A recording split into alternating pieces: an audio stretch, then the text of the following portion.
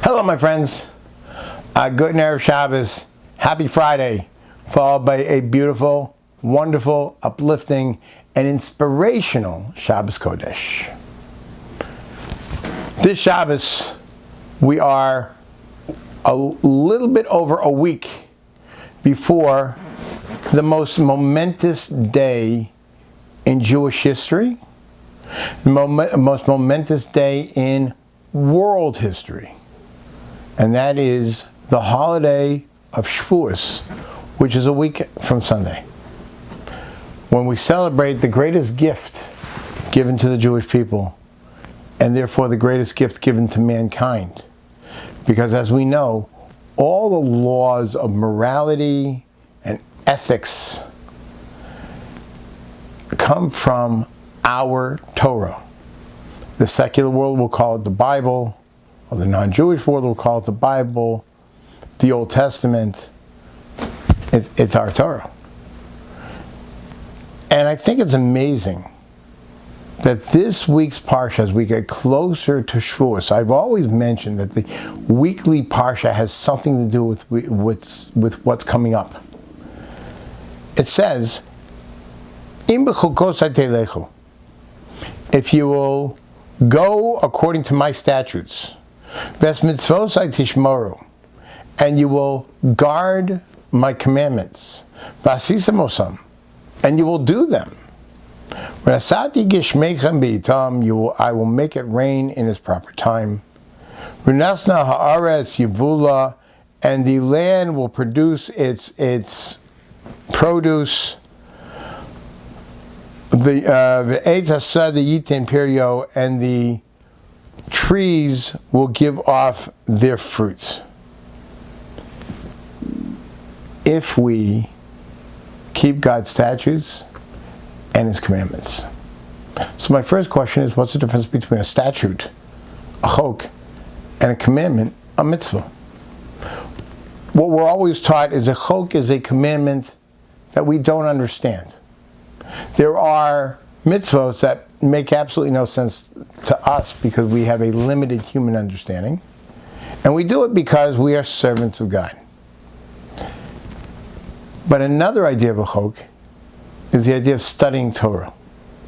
That the study of Torah should be looked at as a chok, a statute, something we don't break no matter what. If we have a time to study every single day, that no matter what comes in our way, that has to happen. That Torah has to be studied every day. Because Torah is who we are. Studying Torah is who we are. As I mentioned before, we're told that Talmud Torah keneged kulam. Torah is equal to everything. Meaning that one who studies Torah, it's as if he's keeping all the mitzvos, all the commandments, all 613 mitzvos, every word of Torah that he learns. And for our Torah learning, which is called a chok, an unbreakable statute, and our mitzvos, our commandments, what happens if we keep them? Well, there are other chukim, there are other unbreakable statutes in the world. And those are the statutes, the laws that God put into the world. We call it nature, the way the world works. The Medrash tells us that God says, if you keep my chok, if you study Torah, and you keep my mitzvos, you keep the commandments, I'll keep my laws too. The ocean will stay where it belongs. The sun will stay where it belongs. The rain will come down when it's supposed to. But if you don't keep your end of the bargain, I don't have to keep mine. What does that mean? Have we ever heard of a tsunami? When the ocean moved? The ocean covered the land? Or a hurricane? Why do these things happen? We wonder. Is it because we're not keeping the chukim, the statutes, and the mitzvos, and the Torah study that God commanded us to keep? So therefore, if we're not keeping our end of the bargain, He's not keeping His. But on the other hand, when we do keep our end of the bargain, we're given tremendous blessing. Not only does the world continue to work according to its natural cycle, but blessing comes into the world. It rains when it should. The land produces. People are happy. People are satisfied.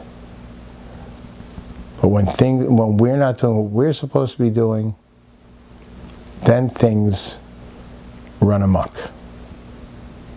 So what are we saying right before we get the Torah, the Shabbos before we're celebrating Shavuos? We're saying, you know that Torah we're getting? You know that Torah we're celebrating? We have to keep it. We have to keep it. Good job.